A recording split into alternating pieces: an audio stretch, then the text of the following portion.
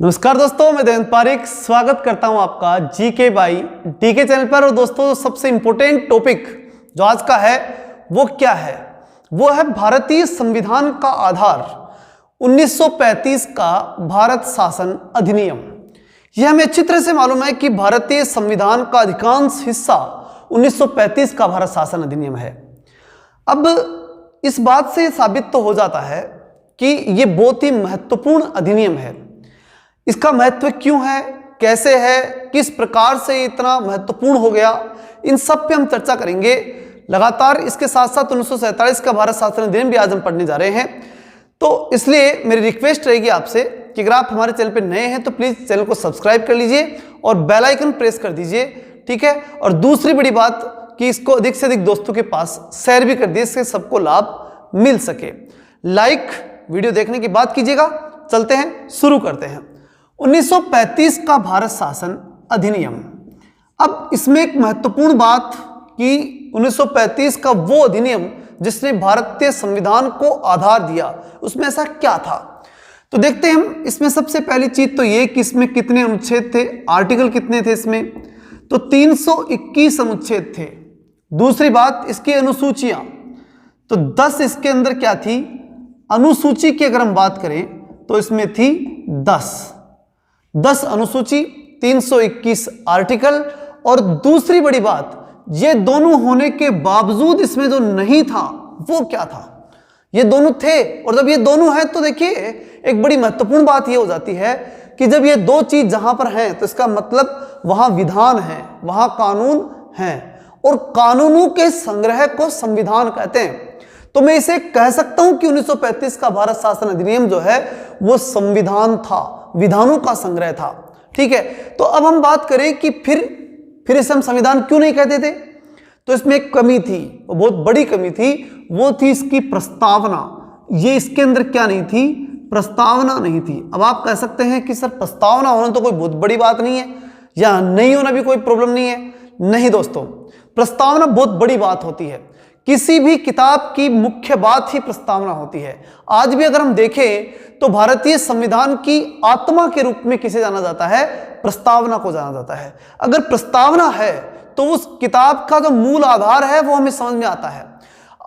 Court ने, supreme court ने भी बात डिसीजन दे रखी है कि आप कहीं भी अगर आपको कोई प्रॉब्लम आती है तो आप प्रस्तावना को आधार मान करके भी डिसीजन कर सकते हैं, निर्णय कर सकते हैं। इसलिए 1935 के अधिनियम की एक बहुत बड़ी कमी क्या थी?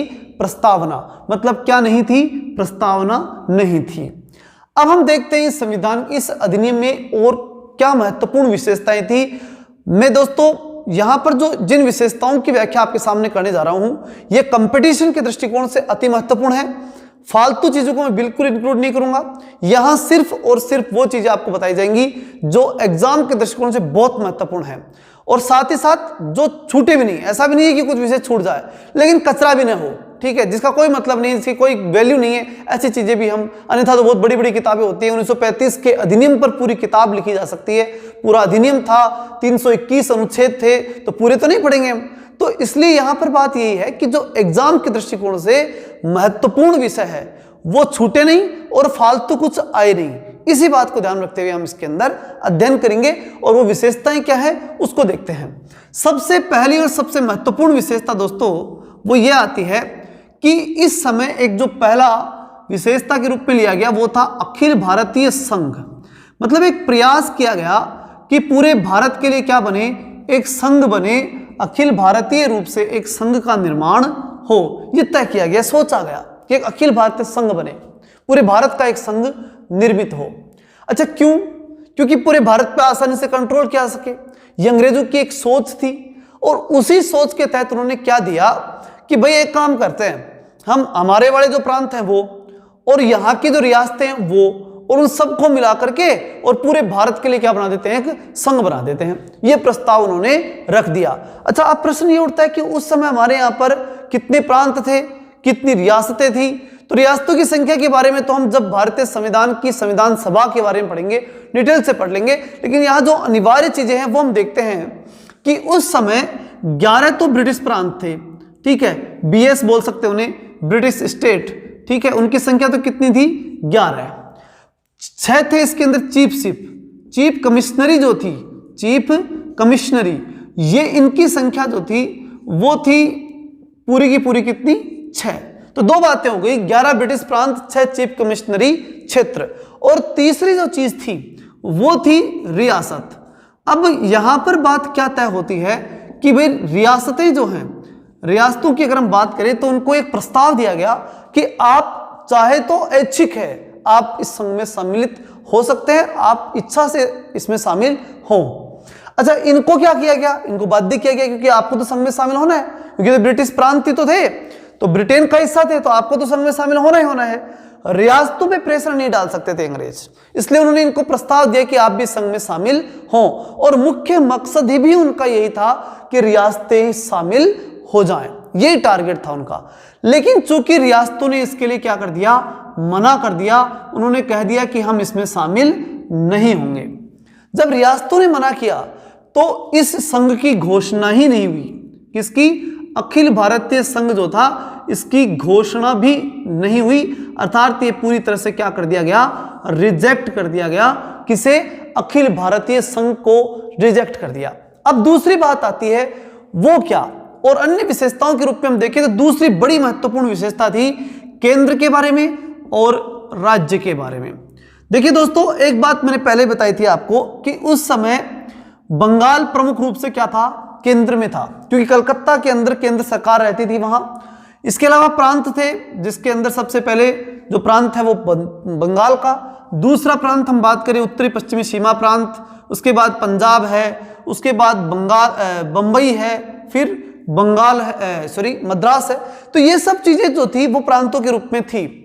अब बात क्या हुई कि प्रांतों में जो 1919 के भारत शासन अधिनियम के तहत प्रांतों में जो द्वैध शासन था, ध्यान रखिएगा, द्वैध शासन बहुत ही महत्वपूर्ण चीज है, एग्जाम के दृष्टिकोण से निश्चित रूप से प्रश्न आएगा, इसलिए इसको ध्यान समझिएगा। द्वैध शासन की शुरुआत प्रांतों से होती है, इसलिए 1919 के भारत शासन अधिनियम में द्वैध शासन शुरू होता है।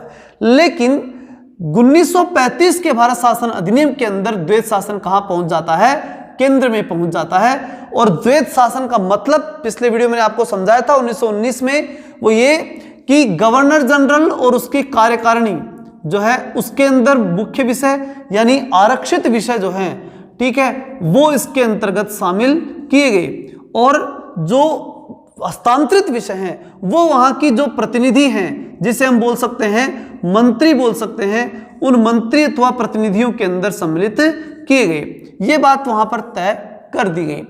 अब बात आती है कि फिर प्रांतों का क्या हुआ, ये जो दो शासन दिए गए इसे क्या कहा गया, द्वैध शासन। इस पूरी व्यवस्था का जो नाम है वो है द्वैध शासन। तो द्वैध शासन जो है वो क्या केंद्र में जाने के बाद प्रांतों में भी रहा, तो नहीं। जब ये केंद्र में चीज जा चुकी है तो ये ध्यान रखिए कि प्रांतों में नहीं है, प्रांतों में सिर्फ ये प्रैक्टिकली आया था, और 1919 में प्रैक्टिकल करके उन्होंने देखा। अब क्या किया उन्होंने कि ये चीज कहां ले गए, वो केंद्र में ले गए, किसको, द्वैध शासन को। द्वैध शासन केंद्र में चला गया, तो फिर प्रांतों में क्या रहा, प्रांतों में हो गई स्वायत्तता, ठीक है, प्रांतों में क्या हो गई, स्वायत्तता, प्रांतों के अंदर स्वायत्तता, और केंद्र में द्वैध शासन की व्यवस्था कर दी गई। इस बात को आप अच्छे से समझेंगे और ध्यान से इस बात को रखेंगे भी, क्योंकि देखिए द्वैध शासन का एक प्रश्न बहुत ही महत्वपूर्ण प्रश्न है। तो 1935 में केंद्र में क्या चला गया, द्वैध शासन, और जैसे ही केंद्र में द्वैध शासन गया प्रांतों में स्वायत्तता आ गई, अर्थात इनको स्वतंत्र कर दिया गया। अब प्रश्न ये उठता है कि ये सब होने के बाद जब आप केंद्र को और राज्य को दोनों को अलग अलग मानते हुए जा रहे हैं, द्वैध शासन की व्यवस्था यहां कर चुके हैं, तो क्या इन केंद्र राज्यों को जो बंटवारा आपने 1919 से शुरू किया था उसके बाद क्या विषयों का बंटवारा भी होना चाहिए था? तो निश्चित रूप से उनके भी दिमाग में बात आई कि जब हमने सरकारें अलग अलग कर दी, केंद्र अलग चलता है, राज्य अलग चलता है, तो दोनों के विषयों का भी क्या होना चाहिए, विभाजन होना चाहिए। तो इस अधिनियम की अगली जो महत्वपूर्ण विशेषता सामने आई वो थी विषयों का विभाजन। विषय जो थे उनका विभाजन कर दिया गया, और विभाजन की जब बात आती है तो 3 प्रकार की सूचियों का निर्माण होता है, और वो सूचियां हैं केंद्र सूची यानी केंद्रीय सरकार की सूची, दूसरी राज्य सूची अर्थात राज्य सरकार या कह सकते हैं प्रांत जो है उनके द्वारा बनाए गए कानूनों की सूची, अर्थात उन कानूनों पर ही इस सूची के ऊपर ही वो कानून बनाएंगे। और तीसरी जो सूची है वो थी समवर्ती सूची। समवर्ती सूची का मतलब कि इसके ऊपर केंद्र भी कानून बना सकता है और राज्य भी कानून बना सकता है। साथ ही अवशिष्ट सूची यानी बची हुई सूची, ये तो हमेशा रह जाती है। अवशिष्ट, तो अवशिष्ट के बारे में तो हम बाद में बात करेंगे, पहले इन तीनों विषयों के बारे में हम चर्चा कर लेते हैं, केंद्र सूची, राज्य सूची और समवर्ती सूची। तो दोस्तों इसमें बड़ी बात यह है कि हम तय कर सकते हैं कि केंद्र के विषय कौन से होते हैं। हम समझ सकते हैं अच्छी तरह से केंद्र के विषय निश्चित रूप से वो होते हैं जो या तो राष्ट्रीय महत्व के हों या फिर अंतर्राष्ट्रीय महत्व के हों, या तो पूरे विश्व से जुड़े हुए हों या फिर पूरे भारत से जुड़े हुए हों। स्थानीय स्तर के विषय तो केंद्र में नहीं आएंगे, फिर स्थानीय स्तर के विषय किस में आएंगे? राज्य में आएंगे। तो ये तो क्या हो गए? राष्ट्रीय और अंतर्राष्ट्रीय, राष्ट्रीय प्लस अंतर्राष्ट्रीय जो विषय हैं उन विषयों को तो किस में शामिल करेंगे? हम केंद्र में शामिल करेंगे। और प्रांतों के अंदर हम करेंगे स्थानीय विषय। स्थानीय विषय में शिक्षा है, चिकित्सा है, ठीक है, ये सब कुछ है। ध्यान रखिएगा 1935 के भारत शासन अधिनियम के अंतर्गत शिक्षा जो है वो राज्य सूची का विषय था। आज शिक्षा समवर्ती सूची का विषय है। ये बड़ा इंपॉर्टेंट प्रश्न है, इसको भी आप अच्छे से याद रखिएगा। शिक्षा आज की तारीख में समवर्ती सूची का विषय है, ठीक है। और उस समय 1935 के भारत शासन अधिनियम में और भारतीय संविधान लागू हुआ था ना, उस समय भी शिक्षा क्या थी? प्रांतीय विषय था, राज्य सूची का विषय था। हम बात करें समवर्ती सूची की, तो समवर्ती सूची का मतलब ही यह है कि जिसके ऊपर केंद्र भी कानून बना दे और राज्य भी कानून बना दे। इसलिए समवर्ती सूची के विषय भी इसके अंतर्गत, इन दोनों में जो चीजें जो दोनों के कंट्रोल में थी, या ये कह सकते हैं इस पे दोनों कानून बनाएंगे, उन दोनों मिलकर बना सकते हैं, वो चीज किसमें आती है? समवर्ती सूची के अंतर्गत आती है।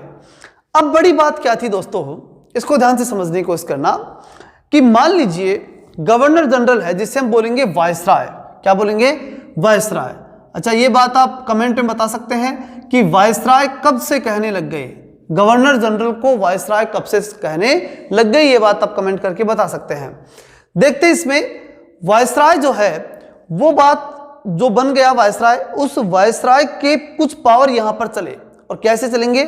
देखिएगा कि केंद्र, राज्य और समवर्ती सूची के विषयों की अगर हम बात करें तो जब वायसराय अपना पावर दिखाएगा और उसे लगेगा कि आपात स्थिति है देश में, तब राज्य सूची के विषय ऑटोमेटिक किसके पास चले जाएंगे? केंद्र के पास। तो कंडीशन नंबर 1 क्या? आपात स्थिति के अंदर क्या हो जाएगा? विषयों में संतुलन बिगड़ जाएगा, मतलब राज्य सूची का विषय कहां चला जाएगा? केंद्र में। कंडीशन नंबर 2, अगर 2 या 2 से अधिक प्रांत ये कह दें कि हम जो कानून बनाना चाहते हैं उससे बेस्ट कानून कौन बनाएगा? हमारे लिए केंद्र बनाएगा, इसलिए केंद्र हमारे लिए कानून बनाए। तो दूसरी कंडीशन ये हो गई, ठीक है। वायसराय को ही तो कहेंगे वो जाकर के, ठीक है ना। यहां एक बात ध्यान रखना, वो वायसराय के थ्रू केंद्र को कहेंगे कि भाई हम 2 या 2 से अधिक राज्य हैं और हमारे लिए आप कानून बना करके दो। तो ध्यान रखिएगा 2 या 2 से अधिक क्या? राज्य, ये अगर कह दें तो ऐसी कंडीशन में भी कौन कानून बनाएगा? केंद्र। तो 2 कंडीशन बताई मैंने आपको जिनमें राज्य सूची के विषयों पर केंद्र कानून बना सकता है।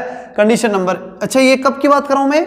1935 के अधिनियम की। आधुनिक बातें देखिए, बहुत इंपॉर्टेंट बात है, ये सब कुछ लगभग आज चल रहा है। इसका मतलब यह है कि 1935 का अधिनियम हमने कितना अप्लाई कर लिया ये कोई सोच भी नहीं सकता, ठीक है ना।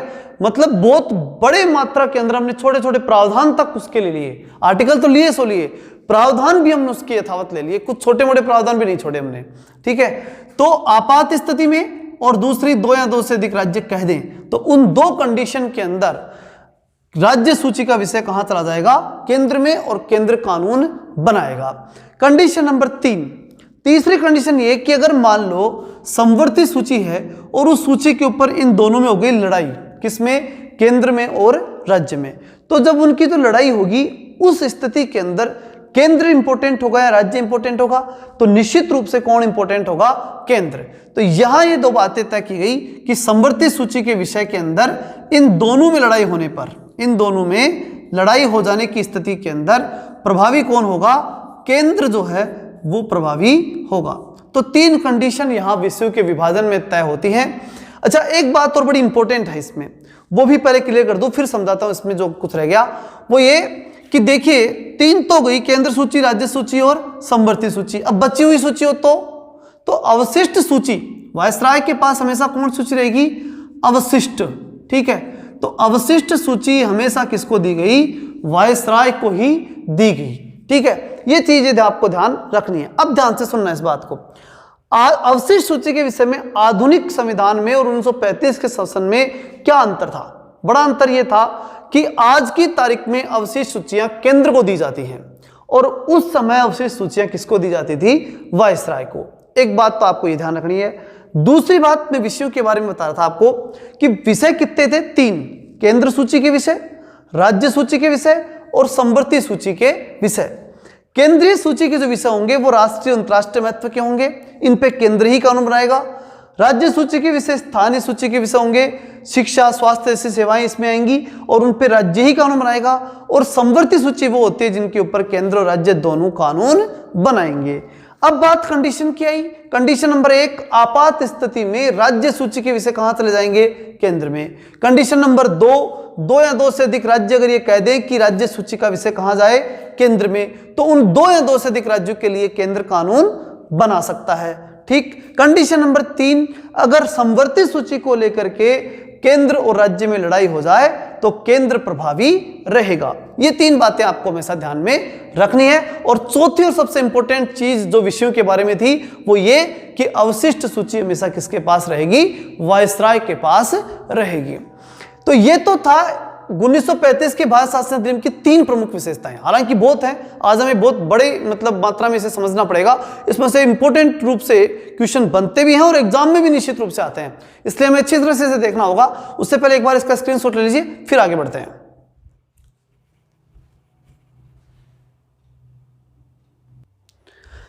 चलिए, अब बात आती है 1935 के अधिनियम की जो अन्य विशेषताएं हैं वो क्या है।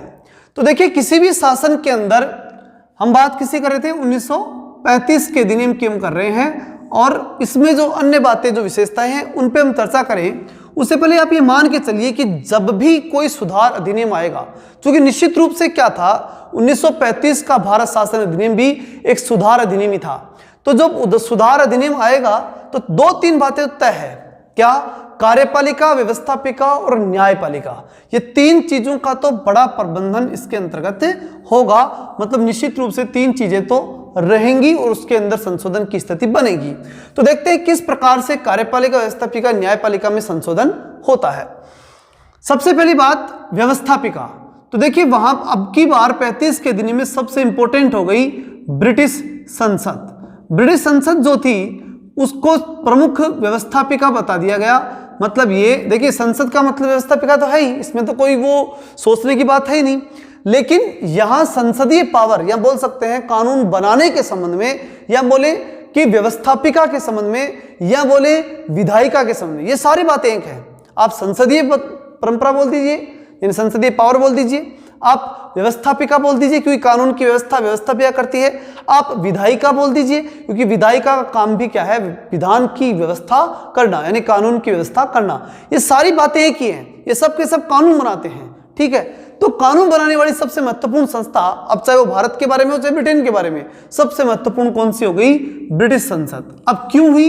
क्योंकि इस अधिनियम में एक प्रावधान कर दिया गया कि अगर 1935 के भारत शासन अधिनियम में अगर कोई संशोधन कर सकता है तो वो सिर्फ और सिर्फ कौन कर सकता है? ब्रिटिश संसद ही कर सकती है। ये बात इसके अंतर्गत तय कर दी गई। अच्छा, अब बात क्या है कि ब्रिटिश संसद ये तय करेगी कि इसमें संशोधन करना है अथवा नहीं करना। ठीक, तो फिर क्या केंद्र सरकार संशोधन कर सकती है? नहीं कर सकती, क्योंकि कौन कर रहा है? ब्रिटिश संसद। क्या प्रांतीय सरकारें कर सकती हैं? नहीं कर सकती। इसका मतलब यही है कि न केंद्र संशोधन कर सकता है 1935 के भारत शासन अधिनियम में, और न ही प्रांत संशोधन कर सकते हैं। तो संशोधन करने वाली सबसे बड़ी पावरफुल संस्था कौन सी हो गई? ब्रिटिश संसद। तो ये तो हो गई व्यवस्थापिका के बारे में बात कि इस समय 1935 के भारत शासन अधिनियम में भारत की सबसे बड़ी व्यवस्थापिका, सबसे बड़ी विधायिका, सबसे बड़े कानून बनाने वाली संस्था कौन सी हो गई? ब्रिटिश संसद। तो ये तो हुई उस समय की 35 के अधिनियम की विधायिका की बात। अब दूसरी बात, कार्यपालिका। तो देखिए, वहीं पर कार्यपालिका थी, भारत परिषद के रूप में काम करती थी, और इसके बारे में मैं आपको अच्छी तरह से पहले पढ़ा चुका हूं। अब आप ये बात कमेंट में दे सकते हैं कि किस अधिनियम के तहत भारत परिषद का निर्माण किया गया था। याद दिला दूं मैं आपको कि 8 उसके अंदर ब्रिटिश थे और 7 ईस्ट इंडिया कंपनी के लोग थे। अब चूंकि मुझे एक बात बताइए कि जो 8 + 7 थे, ठीक है, उनमें जो 7 सदस्य लिए गए थे ईस्ट इंडिया कंपनी के, तो वो क्यों लिए गए थे? अनुभव के लिए, कि भाई हम ईस्ट इंडिया कंपनी के अनुभव को ध्यान में रखते हुए और फिर जो कानून है, यानी ये कह सकते हैं कि यहाँ की जो व्यवस्था है वो चला सकते हैं। तो ये बात तय करने के लिए तो उन्होंने ऐसा किया था। तो यहाँ बात क्या हुई कि भारत परिषद अधिनियम की जब हम बात करें, ध्यान सुनिएगा, भारत परिषद की हम बात करें, तो इस भारत परिषद में जो 8 + 7 यानी पूरे के पूरे कितने हो गए? 15 लोग। उन 15 लोगों में से जो 7 ईस्ट इंडिया कंपनी के अनुभवी लोग लिए गए थे, क्या उनके अनुभव की अब आवश्यकता है? बिल्कुल नहीं। क्यों? क्योंकि अब उस समय से लेकर के 1858 के दिन में व्यवस्था की गई थी, तो वहां से लेकर के और यहां तक यानी 1935 तक काफी लंबा समय गुजर चुका था, और जो अंग्रेज अधिकारी थे उन सबको, या अंग्रेज जो मंत्री थे या जो जनप्रतिनिधि थे, उन सबको भारत के बारे में काफी अनुभव हो चुका था, इसलिए कंपनी के अनुभव की उनको आवश्यकता नहीं थी। अच्छा, कंपनी के अनुभव की आवश्यकता नहीं थी तो ये तो सरकारी लोग थे 8 तो फिर ये तो अपने पहले से ही थे, इसलिए ऐसा सोच करके और फिर इस पूरी की पूरी परिषद को ही क्या कर दिया गया? भंग कर दिया गया, यानी 1935 के भारत शासन अधिनियम में भारत परिषद का अंत कर दिया गया। अब अगली जो चीज आती है वो है, 2 चीजें हो गई, क्या? व्यवस्थापिका, दूसरा कार्यपालिका, और तीसरी महत्वपूर्ण चीज है न्यायपालिका। न्यायपालिका के रूप में क्या संशोधन होता है? तो देखिए, वहां केंद्र में ही यानी कलकत्ता में और जो बंगाल है वहां पर जो है वो सुप्रीम कोर्ट की स्थापना पहले हो चुकी थी। आपको अच्छी तरह याद होगा 1773 के दिन में मैंने बताया था, एलिजा इम्फे जो कि सर्वोच्च न्यायालय के उस समय न्यायाधीश थे, एलिजा इम्फे, उनके नेतृत्व के अंदर 1773 में ही सुप्रीम कोर्ट बन गया था। लेकिन उस समय सुप्रीम कोर्ट वो बंगाल तक सीमित था सुप्रीम, वहां के जो ब्रिटिश प्रांत थे वहां तक वो कार्य करता था। लेकिन अब की बार जो कोर्ट बनाया गया, जो सर्वोच्च न्यायालय जो था, उस सर्वोच्च न्यायालय को जो है वो पावर दिए गए, और पावर भी बहुत अधिक मात्रा के अंदर दिए गए। और वो क्या थे? उसको हम देख लेते हैं, सर्वोच्च न्यायालय। और वो चीज क्या थी? थोड़ी हिंदी में मिस्टेक हो सकती है, कोई बड़ी बात नहीं है, उसे आप सुधार लीजिएगा। चलते हैं अभी इसमें सर्वोच्च न्यायालय की जो बात करें तो न्यायालय, और उसमें जो है वो ये तय किया गया कि जो प्रांत हैं, क्या चीज? प्रांत। ध्यान से देखिएगा, सर्वोच्च न्यायालय है वो है, उसके द्वारा प्रांतों के अंदर कुछ संशोधन किया गया। अब ध्यान से देखिएगा मेरी बात को, उसने प्रांतों के अलावा अब रियासतों तक पहुंच कर ली।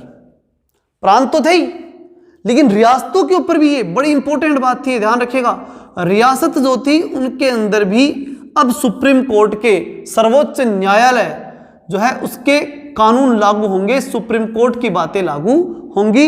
ये बात तय कर दी गई, न केवल प्रांतों में बल्कि सबसे बड़ी बात रियासतों तक जो है वो उनका प्रभाव चलेगा। ये बहुत ही महत्वपूर्ण प्रश्न है, इसको आप अच्छे से ध्यान रखिएगा।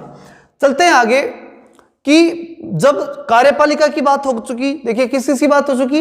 व्यवस्थापिका की, कार्यपालिका की और न्यायपालिका की, तीनों बातें क्लियर हो चुकी। व्यवस्थापिका में ब्रिटिश संसद सर्वोपरि होगी, कार्यपालिका भंग कर दी गई एक तरह से, जो भी होगा वो ब्रिटिश संसद के तहत गवर्नर जनरल जो वायसराय है उसके थ्रू करवाएंगे। और तीसरी बात न्यायपालिका, तो न्यायपालिका का विस्तार किया गया, बहुत बड़े स्तर पर पावर दिया गया और प्रांतों रियासतों तक न्यायपालिका को पहुंचा दिया गया। अब हम बात करते हैं, अगली जो कंडीशन आती है इसके अंतर्गत वो ये कि जो मतलब कार्यपालिका, व्यवस्थापिका, न्यायपालिका बनती किस बात पर है, क्या आधार है उनका? तो देखिए, जब व्यवस्थापिका बनेगी तो उसका प्रमुख आधार क्या होगा? मतदान। और ये मतदान जो है ये तो आपको अच्छी तरह से मालूम होगा 1909 के बाद बड़ा ही विवादित विषय रहा, वोटिंग सिस्टम। क्यों? क्योंकि जो सांप्रदायिक निर्वाचन जो था वो भारत में फंस चुका था, आ चुका था और वो लगातार बढ़ रहा था। तो उसी बात को लेकर के हम यहां चर्चा करेंगे कि क्या सांप्रदायिक प्रतिनिधित्व बढ़ा, सांप्रदायिक रूप से जो प्रतिनिधित्व होना था और वो प्रतिनिधित्व जो है वो क्या बढ़ा प्रतिनिधित्व या फिर घटा? ये दोनों बातें इंपॉर्टेंट हैं, घट गया या बढ़ गया। और ये एग्जाम में प्रश्न आया हुआ भी है कि क्या 1935 तक ये बढ़ा या घटा? तो निश्चित रूप से बढ़ा। अब बढ़ा तो फिर किस रूप में बढ़ा, अच्छा क्यों बढ़ाना चाहते थे? देखिए ये बात मैंने पहले भी कहा है, उनका तो विचार ही था कि भारत में फूट डालो और राज करो। तो ऐसी स्थिति में जब सांप्रदायिक प्रतिनिधित्व बढ़ा तो उन्होंने अब की बार कहां बढ़ाया? पहले मैंने बताया था 1909 के अंदर मुसलमानों को इन्होंने सांप्रदायिक प्रतिनिधित्व देकर के अलग किया। फिर उसके बाद 1919 के भारत शासन अधिनियम के अंदर इन्होंने ईसाइयों को, यूरोपियों को और आंग्ल भारतीयों को और सिखों को, इन सब को देकर के यानी अलग अलग समुदायों के अंदर फिर भी यहां पर धार्मिक रूप से फिर बांटने की कोशिश की उन्होंने। अब की बार किसको बांटे, अब किसका बंटवारा करें? तो इन्होंने क्या किया कि ये जो सांप्रदायिक प्रतिनिधित्व था इसका ही एक रूप लेकर आए, वर्गीय प्रतिनिधित्व। कैसे? देखिए, एक तो इन्होंने क्या किया, दलित जाति जो थी उन दलित जातियों को क्या दिया, अलग से प्रतिनिधित्व, महिलाओं को अलग से प्रतिनिधित्व दिया, ठीक है। और इसके साथ साथ इन्होंने दलितों को, महिलाओं को और अन्य कोई वर्ग बन रहे थे, जो भी अलग अलग प्रकार के वर्ग बनते थे, मतलब धर्म में भी वर्ग बनाने का इन्होंने क्या किया, बड़े स्तर पर प्रयास किया। तो कई वर्ग बनाए उन्होंने और उसके बाद उनको भी अलग अलग प्रतिनिधित्व इन्होंने दिया, विशेष रूप से दलितों और महिलाओं के वर्ग इन्होंने बनाए। अब हम बात करते हैं कि ये सांप्रदायिक प्रतिनिधित्व करने के बावजूद क्या भारतीय जो 1919 का जो 35 का जो भारत शासन अधिनियम था, क्या ये असफल रहा? नहीं, ये बहुत ही सफल रहा, क्योंकि इसके बाद जब 1927 का भारत शासन अधिनियम आता है, यहां मैं चर्चा पहले कर रहा हूं, हालांकि विशेषताएं पूरी नहीं हुई, अभी करेंगे अपन पूरी विशेषताएं, लेकिन यह चर्चा जरूरी इसलिए हो गई कि इसकी प्रासंगिकता कितनी थी। 1935 का जो भारत शासन अधिनियम है यह कितना प्रभावी रहा? तो प्रभावी इतना रहा कि इसे अगले अधिनियम यानी 1947 के भारत शासन अधिनियम में यथावत रूप से स्वीकार करते हुए पाकिस्तान और भारत की संविधान सभा को संभलाया गया और यह कहा गया कि जब तक आप संविधान नहीं बना लेते तब तक आप इसको क्या करेंगे, इसके माध्यम से देश को चलाएंगे। इतना बड़ा महत्वपूर्ण फैक्ट इसके अंतर्गत था। हम बात करते हैं इसमें कि इसके बाद की जो कंडीशन है और विशेषताएं जो हैं वो क्या बनती हैं। चलिए एक बार इसका स्क्रीनशॉट ले लीजिए, उसके बाद ही हम चलें, ठीक है, डिटेल से और अच्छे से पढ़ लेंगे इसको, और जो विषय है उनके ऊपर व्याख्या करते हैं। लीजिए स्क्रीनशॉट ले लीजिए।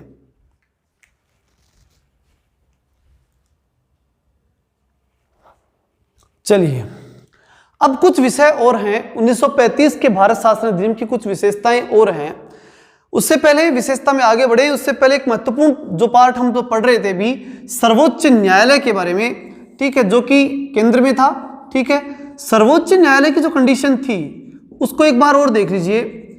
वो ये थी कि सर्वोच्च न्यायालय 3 जगह तो बढ़ गया था, मतलब इसका विस्तार तो खूब हो गया था, लेकिन विस्तार होने के बाद भी इसके संगठन को हमें देखना पड़ेगा कि इसका संगठन कैसा था, क्या कितने लोग उस समय थे। तो अगर देखिए सर्वोच्च न्यायालय के अंदर एक तो मुख्य न्यायाधीश था प्लस 2 अन्य न्यायाधीश थे उस समय, ये व्यवस्था की गई। और यह भी कहा गया कि अगर सर्वोच्च न्यायालय अपने आप में सुप्रीम नहीं होगा, इससे ऊपर भी एक न्यायालय होगा और उस न्यायालय को प्रिवी काउंसिल कहा जाता था। और ये प्रिवी काउंसिल जो थी ये ब्रिटेन में हुआ करती थी, और ब्रिटेन के अंदर ही बोल सकते हैं कि ब्रिटिश जो वहां पर जो उच्च सदन था, ब्रिटेन का उच्च सदन उस उच्च सदन के अंदर पाई जाती थी, ऐसा कहा जाता है। बाकी विशेष रूप से हम कहें कि ब्रिटेन में उच्च सदन ही जो है, जैसे हमारे राज्यसभा है वैसे ही वहां पर जो उच्च सदन है उस सदन के ऊपर होल सोल पावरफुल था, न्याय के क्षेत्र में सर्वोच्च संस्था वो थी। आगे देखते हैं हम इसमें कि सर्वोच्च न्यायालय जो है उसके फैसलों को अंतिम डिसीजन कौन करेगा, प्रिवी काउंसिल, याद रखिएगा प्रिवी काउंसिल करेगी। अब हम बात देखते हैं इसमें कि इसके अलावा और कौन से विषय इसके तहत जोड़े गए। तो 2 चीजों का बड़ा इंपॉर्टेंट इफेक्ट है इसमें, एक बर्मा, बरार और अदन का मामला। पहली चीज बर्मा का मामला, दूसरा बरार का मामला और तीसरा अदन का मामला। ये 3 क्षेत्र जो थे, इन क्षेत्रों के बारे में हम बात चर्चा करेंगे। इस अधिनियम के तहत बर्मा को तो कर दिया गया अलग, बर्मा को पूरी तरह क्या कर दिया गया, भारत से अलग कर दिया। तो हम याद रख सकते हैं कि म्यांमार बर्मा भारत से अलग कब हुआ, तो 1935 के भारत शासन अधिनियम के तहत बर्मा क्या हो गया, भारत से अलग हो गया। दूसरी बात हम करेंगे किसकी, बरार के बारे में। बरार की स्थिति क्या थी, बरार की अगर हम बात करें तो बरार को मध्य प्रांत में जोड़ दिया गया। किसमें जोड़ दिया गया, मध्य प्रांत के अंदर जोड़ दिया गया। किसको जोड़ा गया, बरार को। 2 बातें क्लियर है। तीसरी बार अदन जो है, अदन को औपनिवेशिक कार्यालय जो था, ब्रिटिश औपनिवेशिक जो है निवेश जो कार्यालय है उस निवेशक कार्यालय से जोड़ दिया गया, मतलब उपनिवेश को दे दिया गया। कौन? अदन। अदन को ब्रिटिश टोगरू को दे दिया गया, एक तरह से हम कह सकते हैं ब्रिटिश उपनिवेश के हवाले कर दिया। तो तीन बातें यहां इंपॉर्टेंट हैं कि 1935 के भारत शासन अधिनियम में बर्मा, बरार और अदन का मामला बड़ा महत्वपूर्ण है। बर्मा को अलग कर दिया गया, बरार को मध्य प्रांत में जोड़ दिया गया और अदन को उपनिवेशों में शामिल कर दिया गया। अब इसके अलावा एक महत्वपूर्ण चीज और आई और वो थी रिजर्व बैंक। रिजर्व बैंक की स्थापना की गई, ये बड़ा इंपॉर्टेंट कंसेप्ट है रिजर्व बैंक। उसको पढ़ें उससे पहले एक बात का जवाब मुझे दीजिए कि मैंने थोड़ी देर पहले आपको बताया कि भारत में सांप्रदायिक प्रतिनिधित्व बढ़ाया गया, जिसके तहत मैंने भी बताया आपको कि महिलाओं को मताधिकार दिया गया, दलितों को मतलब विशेष मताधिकार दिया गया, अलग अलग जो सांप्रदायिक रूप से पृथक निर्वाचन जो है वो उनको दिया गया, सभी को अलग अलग करने का प्रयास उसके तहत किया गया, पृथक निर्वाचन हम उसे बोलते हैं। तो मुझे बताइए क्या इस कारण से प्रतिनिधित्व नहीं बढ़ा? तो निश्चित रूप से बढ़ा। तो अब इस अधिनियम के तहत लगभग 10% जनता जो थी, 10% जनता के पास मताधिकार हो गया था, अर्थात मताधिकार उसे प्राप्त हो चुका था। कितनी प्रतिशत जनता को? 10% जनता को मताधिकार मिल चुका था इस अधिनियम के तहत। और दूसरी बड़ी बात, रिजर्व बैंक की जब हम बात कर रहे थे, रिजर्व बैंक क्यों बनाया गया? रिजर्व बैंक भी इसी के तहत बनाया गया। 1935 के भारत शासन अधिनियम के अंदर ही इस बात का प्रावधान किया गया, किसका? रिजर्व बैंक का। और उसमें क्या किया गया? उसमें तय किया गया कि मुद्रा, एक तो क्या चीज? मुद्रा, और दूसरा जो मुद्रा के अलावा जो साख जो है, क्योंकि बैंकिंग में साख बड़ी महत्वपूर्ण चीज होती है, तो मुद्रा और उसके साख, मुद्रा के अलावा जो साख जानते हैं आप, उधार देना, लेना देना, ठीक है, उधार के बारे में होती है, वो साख होती है। इन दोनों पर नियंत्रण करने के लिए कि भारतीय मुद्रा पर नियंत्रण हो, भारतीय साख पर नियंत्रण हो, इसके लिए किसकी स्थापना की गई? रिजर्व बैंक की स्थापना की गई। तो बहुत ही महत्वपूर्ण कंसेप्ट इसके तहत आए। तो देखिए 2-4 चीजें आपको अच्छे से याद रखनी है। पहली बात आपको ध्यान रखना है कि प्रांतु और केंद्र में द्वैध शासन का जो कंसेप्ट है वो, अगर ये कंसेप्ट आपने याद रख लिया तो मान के चलिए आपका प्रश्न कहीं गलत नहीं होने वाला। सबसे ज्यादा प्रश्न तो यही आता है। क्या है इसे वापस देखिए ध्यान से।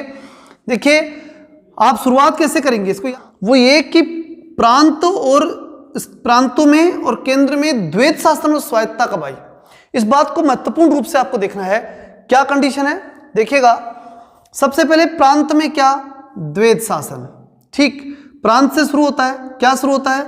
द्वैध शासन, ठीक। 1919 में होता है।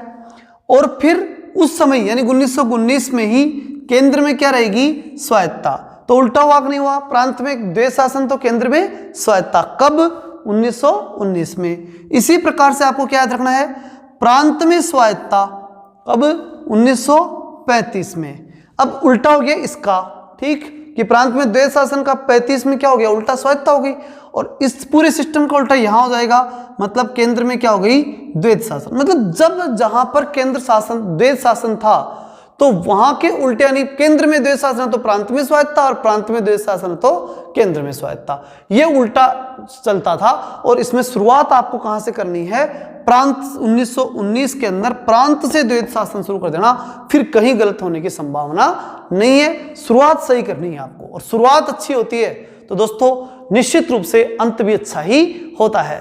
तो ये था आज का बहुत महत्वपूर्ण इंपॉर्टेंट टॉपिक, और लगातार देखते रहने के लिए आप सबका बहुत बहुत धन्यवाद।